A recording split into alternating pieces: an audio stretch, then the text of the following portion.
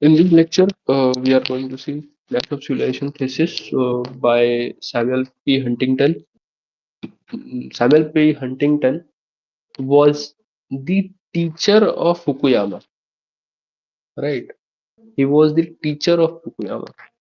This thesis, this thesis of Clash of Civilization was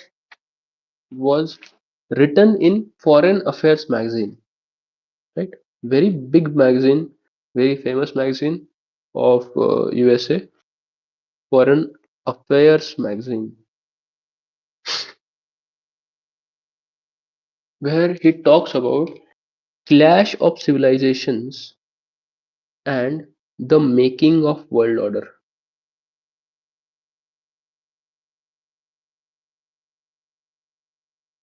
World order.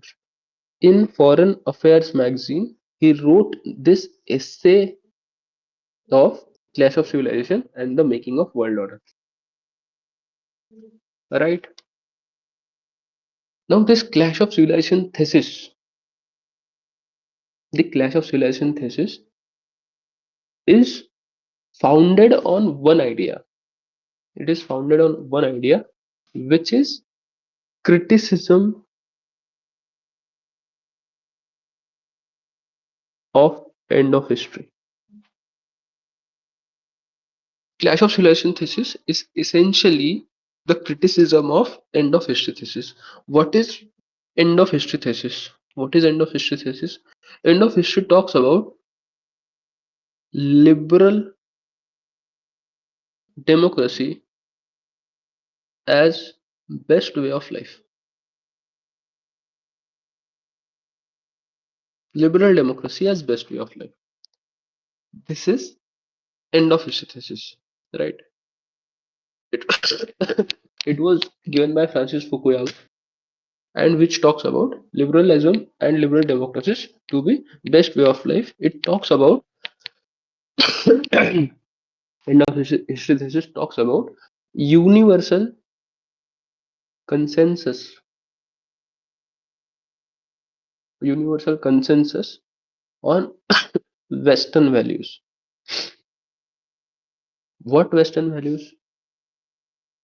Western values of individualism, Western values of enlightenment, Western values of modernity, Western values of equality, rights, and everything in between. Right? Clash of Civilization thesis is criticism of this end of history thesis, which says that there has become an universal consensus on Western values, and Huntington says that there is no universal consensus. Right? There is no universal consensus. In Clash of Civilization thesis, Huntington says that there is no universal consensus, but but the the domination of Western values, the domination of Western values is due to, but domination of Western values is due to objective and subjective forces of history. What does this mean? Material forces of history and ideational forces of history. Right? This is hard power and this is soft power. Objective forces is hard power, is military power, is economic power, and subjective forces are things like TV series, are things like cultural factors that have shaped other countries, right? So subjective and objective norms has allowed Western values to dominate across the world, across the world, right? There is no universal consensus that Western values are the pinnacle of human thinking, but the domination of Western values will continue because there are objective and subjective forces backing the values. backing the values, right? This, in essence, is Clash of Civilization thesis, whereby Huntington says that there is no universal consensus, but domination of Western values is on objective and subjective forces of history, right? So, Clash of Civilization thesis, Clash of Civilization thesis, right? The first, the first feature of Clash of Civilization thesis is that conflicts on best way of life will continue. Conflicts will continue, right? The second salient feature or second character is that hegemony of Western values is not accepted by the world, is not accepted by the world. And the third point that Huntington says that he says that Western values have limitations in them, right? Conflicts on the best way of life will still continue. On what basis they will continue? On civilizational basis they will continue. On civilizational basis. He says that hegemony of Western values is not accepted by the world. A lot of world is still do not follow democracy. Western values have limitations in them. Yes, it is unequal. Yes, there is less social harmony in West. Social harmony has declined, right? All these issues are with Western values and Western way of life, right? This is the criticism of Western way of life. Now the thesis, now the thesis that Huntington gives is this. Thesis that Huntington gives is this, right? First, we will decode the name that Clash of Civilization. Clash of Civilization. Clash of Civilization, very, very easy to understand. Conflict of civilization. What is a civilization? Right? If you Google the meaning of civilization, you will realize what is civilization. It is culturally similar people living together. That is a civilization. So the basic structure of a civilization is culture. Right? It is not economy. It is not anything else but culture. Indian civilization is based on Hindu culture, right? African civilization is based on African culture. Islamic civilization is based on Islam, right? So conflicts will continue. The debate or the fight over the best way of life will continue, but on the back of civilization, not ideology, right? He says that clash on clash of ideology over with end of Cold War. Now it is time for clash of civilization, right? Right? Civilization is basically the largest unit of particular culture, right? Islam everywhere will form a civilization. Islam is where do you find Islam? In Middle East.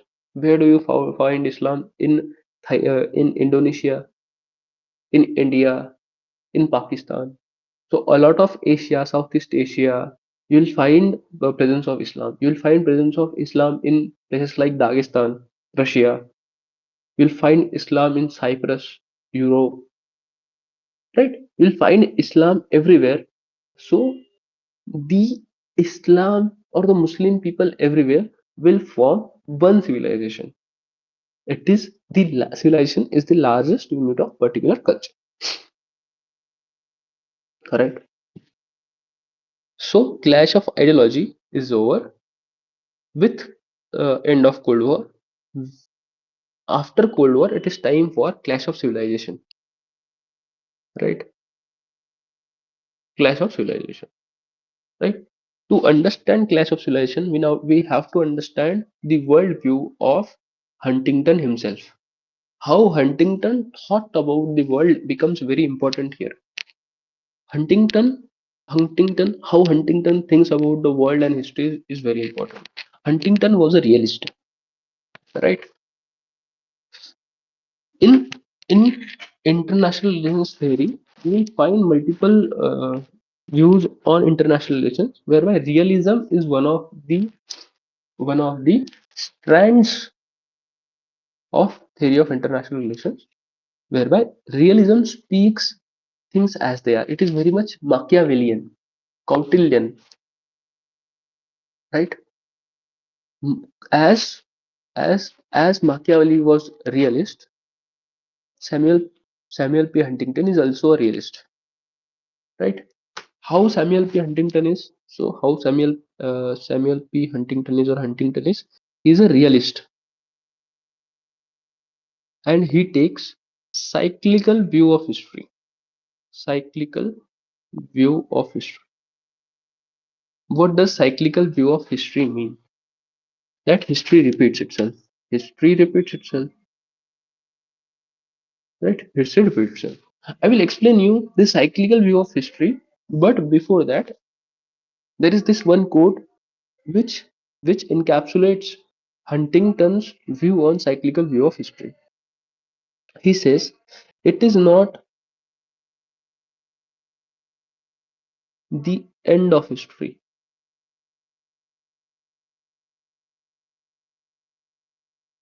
it is return of history. It is not end of history; it is return of history." Right? What does this mean? He criticizes end of history by this line or by this quote. He says that it is not end of history, but it is return of history. What does this mean? What does return of history means? Right? For the time period of 1700s to 1989. 1700 to 1989, this around 300 year period. Only within these times you will find nations emerging, nation states emerging, nationalism emerging, ideas like Marxism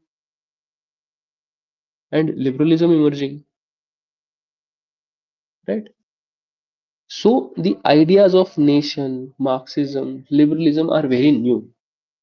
But on the other hand, if you miss out or if you ignore this part of history, you will realize the main ideas on which wars were fought were cultural, right? People fought wars on basis of religion, right? People fought wars on basis of tribe. So very primordial reasons were there, right? So the wars were fought on blood, not on ideology, not on brain, but it was on blood, right? Main idea on which wars were fought, or the main idea on which conflicts have been there is are on the basis of civilizational grounds or on basis of cultural factors like religion and like tribe, right? This he means by return of history.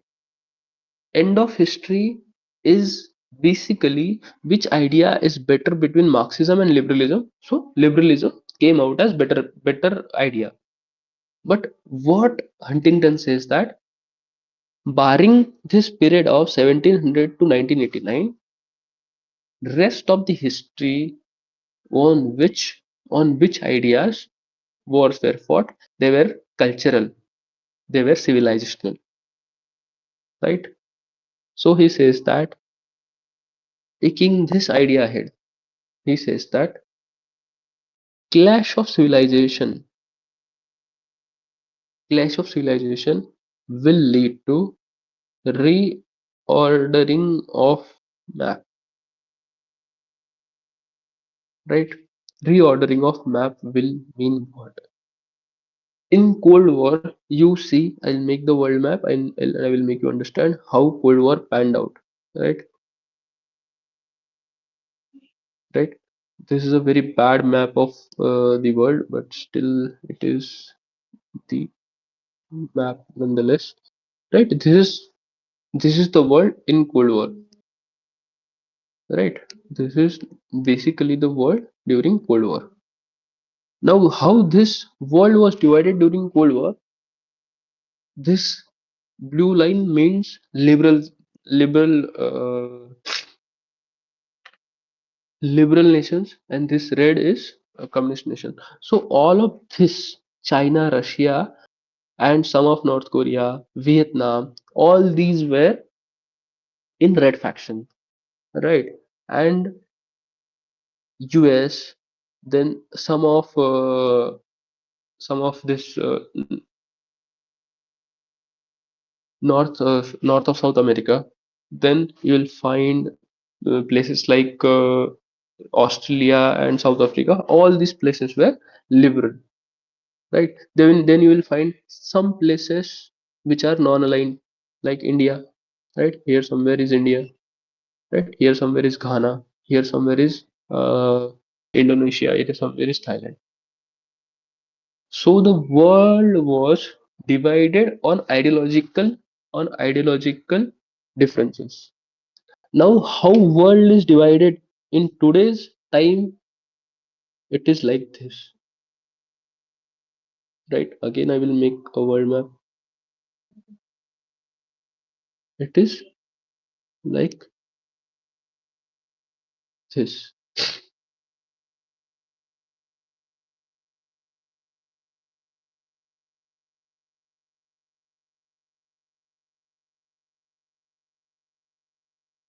So today's world is divided like this. This is one civilization, right? This is another civilization. This is another civilization, right? This forms one civilization. There is Hindu civilization, there is Chinese civilization, there is Islamic civilization, right? Then there is Japan, there is China, we have accounted for China. Then there is Russia. The world now has been remapped.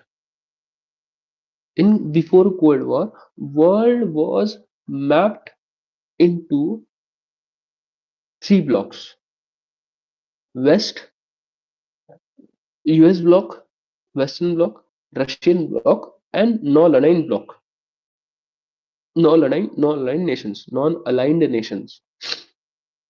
Post Cold War, you will find world to be divided on civilizational grounds, whereby you will find a lot of civilizations fighting against each other for domination, like Chinese, like Japanese, Hindu civilization, African civilization, Western civilization, Islamic civilization, and Latin American civilization. So you will see reordering of the map,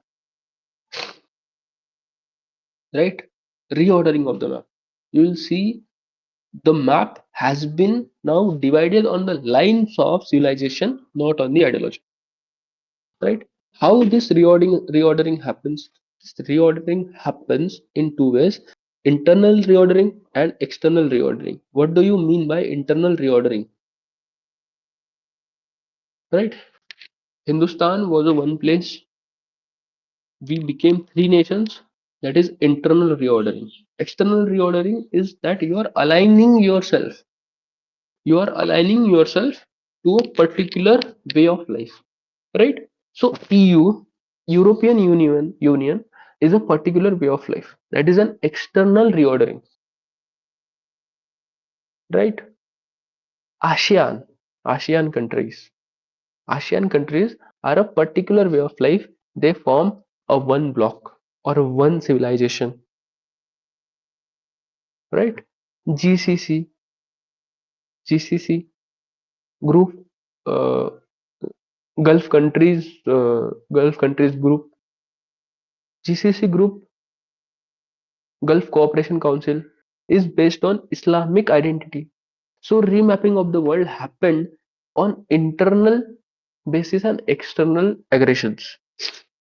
Civilizational civilizational basis moved people on which people fought wars, right? So the natural question is, what happened post Cold War so that remapping of the world happened? What happened post Cold War so that so that uh, world started dividing the world started dividing on basis of civilizations, right? This is the very natural question that most of you will have, which is why civilizational consciousness rise, why civilizational consciousness rise, right?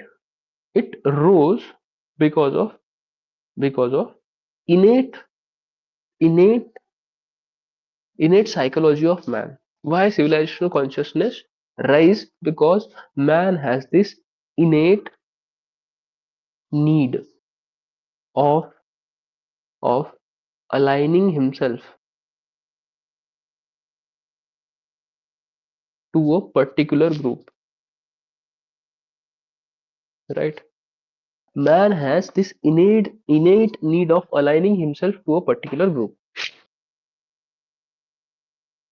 With Cold War, you see three groups: East, West, and Nam.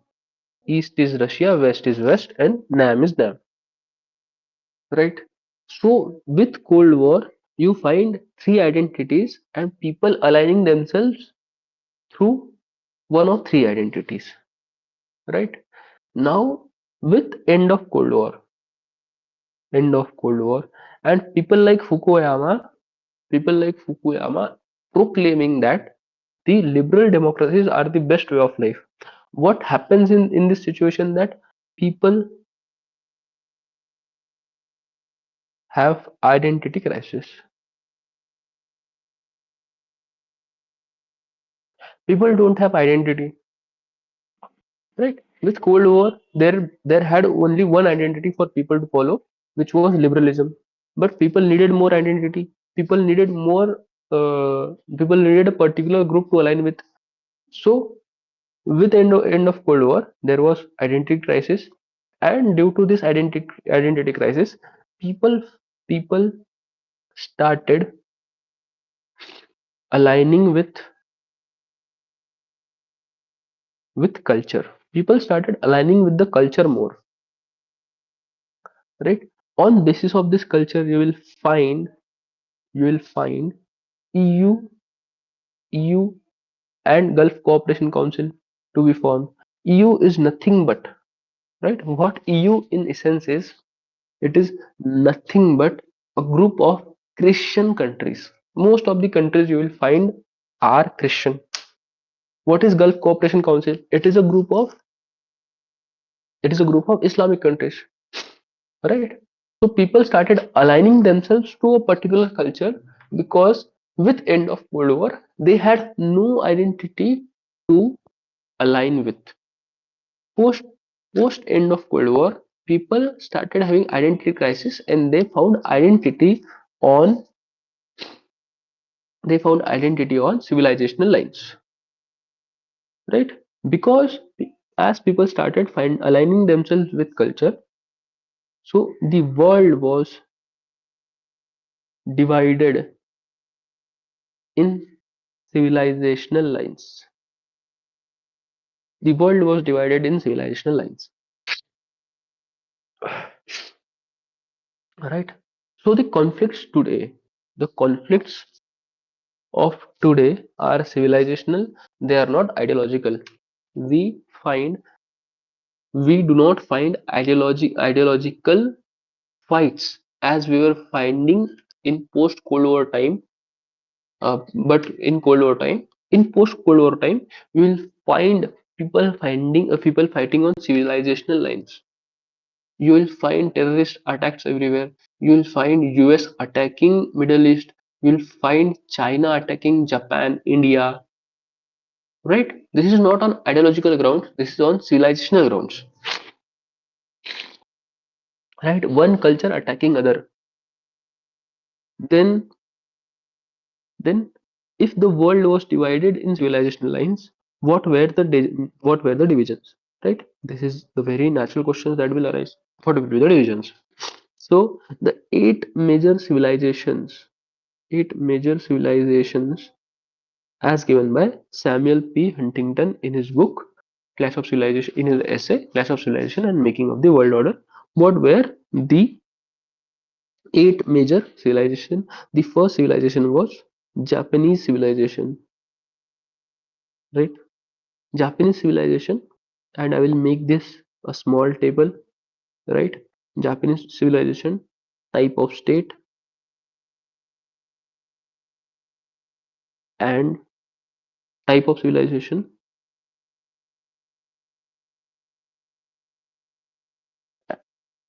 and state at core of it.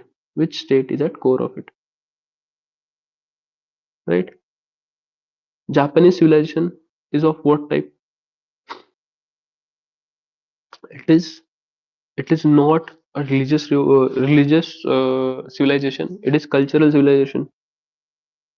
And what state is at center of it? Japan, right? Then Cynic civilization. That means Chinese civilization. Cynic civilization have Asia Pacific.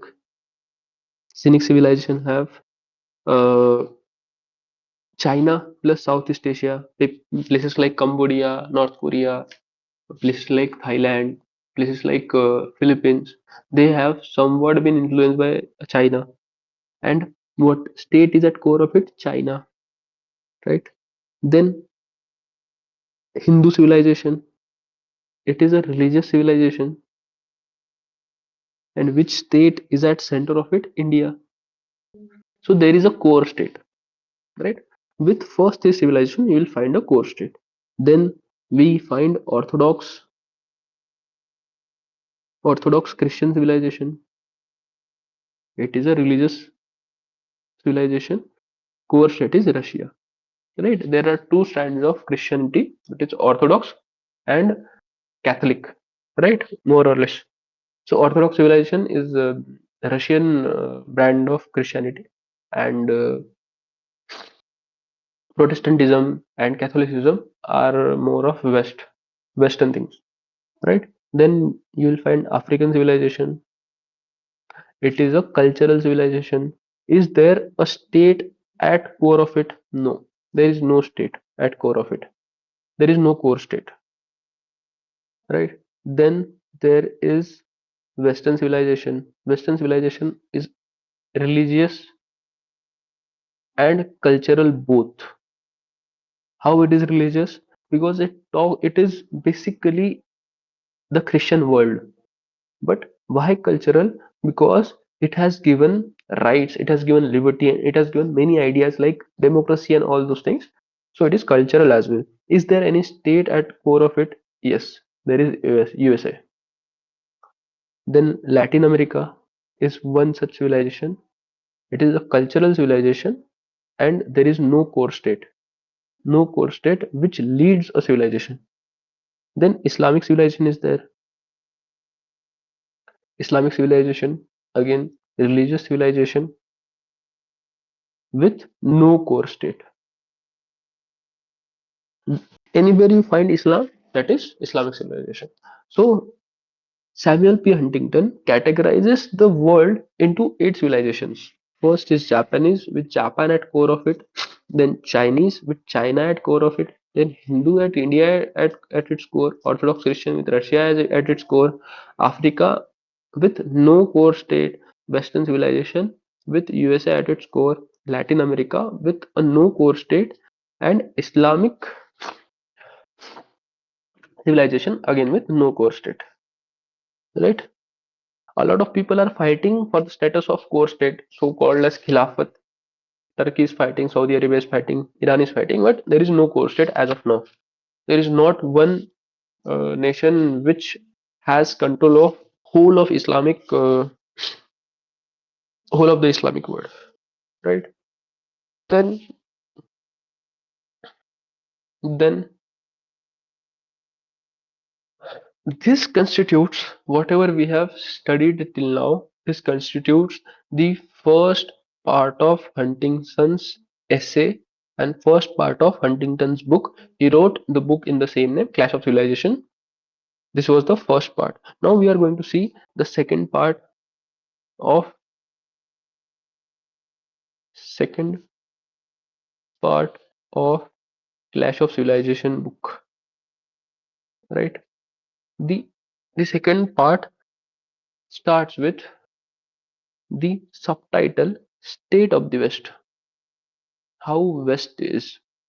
The first part of was Clash of Civilizations, and second part is State of the West, whereby Huntington says that state of the West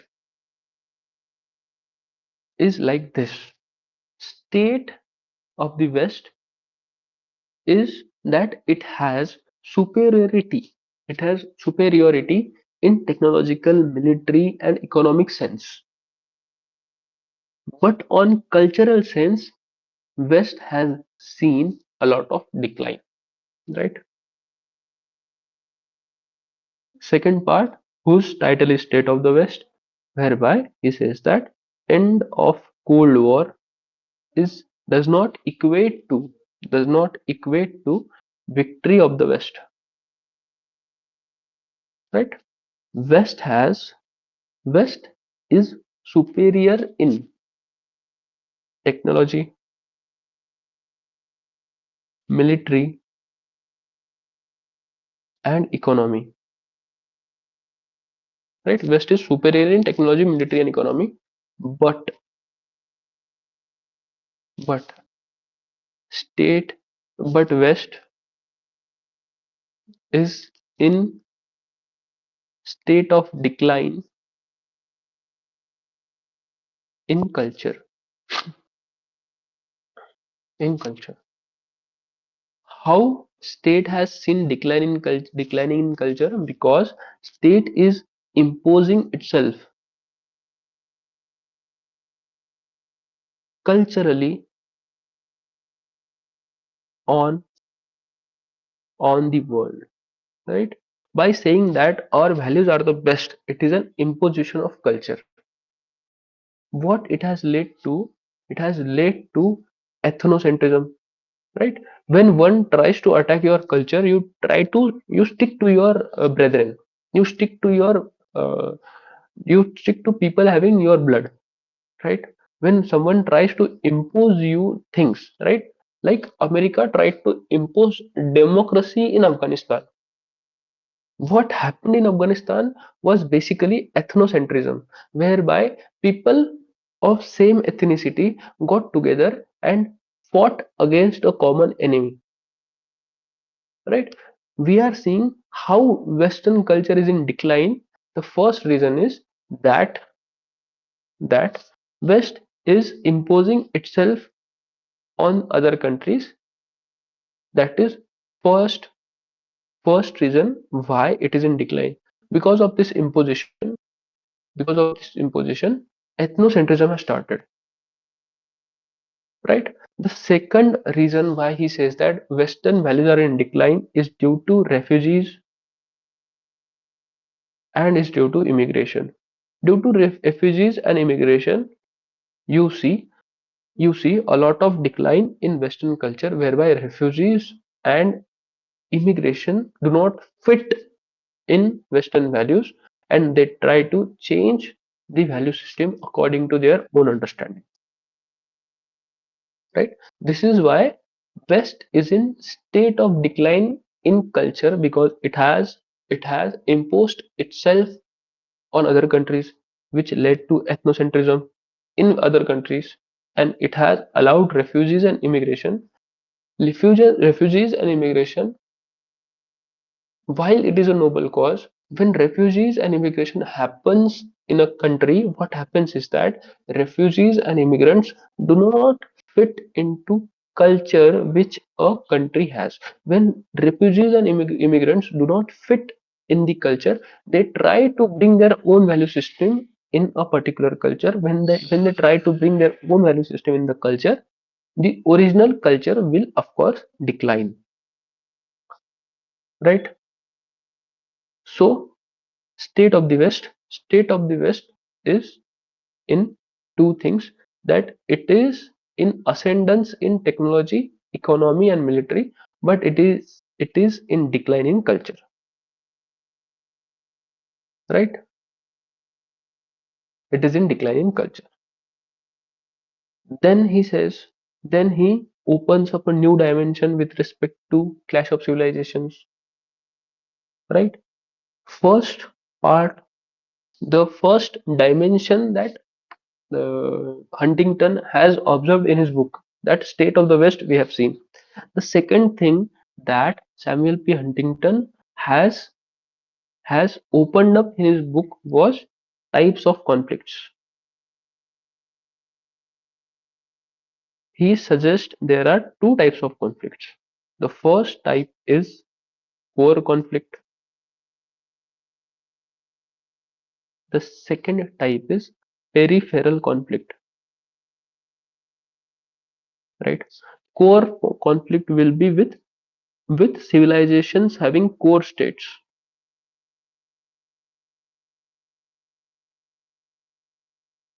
and peripheral conflicts will be civilization without core states, right? So USA, when fighting with Russia, will fight a core conflict, right? USA versus Russia, it is a core conflict. USA versus Islamic world, Islam, is a peripheral conflict because Islam has no core state, right? As simple as that. What is two types of conflicts that Samuel P. Huntington has described? First is core, second is peripheral, whereby states where civilization with core states will have core conflicts, and civilization without core states will have peripheral conflicts, right? Core conflicts are hard to manage because there is one adversary which can which can which can put its all of time and efforts in one singular direction, right? Peripheral conflicts are easier to manage because there is no core state. If there is no core state, people will, within the civilization, people will fight against each other for supremacy, and such peripheral civilizations, peripheral conflicts are easier to handle because there is no core state, right? In in pursuance and in giving example with respect to types of conflicts, Samuel P. Huntington has analyzed US conflict with Islamic world, Islamic world, right? And he has analyzed Chinese conflict with conflict with uh, US. So US conflict with Islamic world, he says, is peripheral conflict. He says it is a peripheral conflict, and he says that US, US, which is Christian, and and Islamic world, Islamic world, which is Islamic. Christian and Islam both are missionary religions, both are totalitarian religions, right? Their view, their view on their view on world is if either they will have all of the world or none of the world, right? They want they want control on on countries, they want control on civilization, and they want from civilization to the normal people, they want total control, both Christianity and Islam, right? So US conflict with Islamic world is peripheral conflict. It is a historical conflict. Why? Because Christianity and Islam have been fighting against each other for a long time, right? And US conflict with Islam is easy to manage. Why? Because there is no core state, and US conflict with with Islamic world has been has been created by US itself, right? When we are going to study international relations, you will find in 1979, in 1979, Russia attacked Afghanistan. So when Russia attacked Afghanistan, what US did? What US did was, right, Russian invasion of Afghanistan. Russian invasion in 1979. What US did? US trained local population, local population of Islamic identity people. So US created mujahideens, or US trained mujahideens in Pakistan. Mujahideens means religious fighters. US trains to ward off Russian invasion of 1979. US trained local Afghanistani population, local Afghan population, and supported mujahideens or religious fighters. When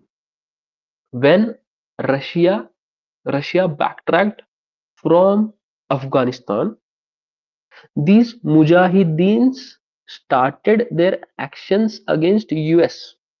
So you find Taliban, you find people like Osama bin Laden, you find all those people. They are basically they are basically the they are basically creations of US, right? They are what political scholars called as Frankenstein's monster, right? So it is a very famous story whereby a mad doctor, tries to stitch together uh, a dead body, and by stitching together a dead body, he creates a monster, and that monster kills the doctor himself. Right? This is a very small story, and this is exactly what happened with US. Right? We are trying to understand US conflict with Islamic world, and we understood that how conflict with Islamic world started, whereby US trained mujahideens started fighting against US itself. This is US conflict with Islamic world, right? Then he analyzed US conflict with Russia, China. For Huntington, China is a bigger threat. Why? Because cynic civilization has core state. Because cynic civilization has core state, right? So this is a bigger threat. This threat is hard to manage because there is only one single entity which you have to deal with. It is hard to manage, and and it is a core conflict. Conflict with Islamic world is peripheral conflict, right? So this was Clash of Civilization thesis. This is not really true in today's time and age that world is fighting on civilizational lines, as you see with examples of Brexit, that Britain has exited Europe, right? With situations like with events like Brexit, with US giving support to Turkey, with Russia and Ukraine fighting against each other despite having same cultural beliefs, despite believing in Orthodox Christianity, right? So it is not really true in today's time and age that world is fighting only on civilizational lines, but at the same time, world is fighting on civilizational lines as well, right? India-Pakistan war was in some effect was a civilizational fight. It was a fight between it was a fight between Indian civilization and Pakistani civilization, right? In essence, it was a fight between Hindu civilization and Islamic civilization. It not in essence, but in some effect, right? So this was Clash of Civilization thesis. I hope you understood Clash of Civilization thesis, and it is there. There is just one criticism that I have missed, whereby post-colonialist like Edward Said called Clash of Civilization thesis to be a false thesis.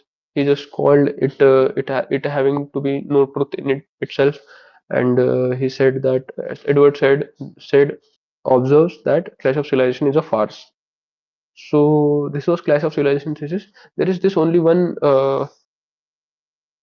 more concept of Samuel P. Huntington that we have to see. That is the waves of democracy by Huntington. Either we can see it now or on democracy. I think we should see it now itself so that there will be continuity with the thoughts. So that there will be continuity with the thoughts of what Samuel P. Huntington has said. So it will be consolidated of whatever Huntington has said is in one place. So from the next lecture, I'll start with concepts of wave of democracy, and Clash of Civilization thesis is done. I will make a call back to uh, Samuel P. Huntington's waves of democracy when will we study theory of democracy. But right now, let's just get over with whatever Huntington has said so that Huntington views are consolidated. Thank you so much. I will see you in the next lecture whereby I'll start with Waves of Democracy by Samuel P. Huntington. Bye bye.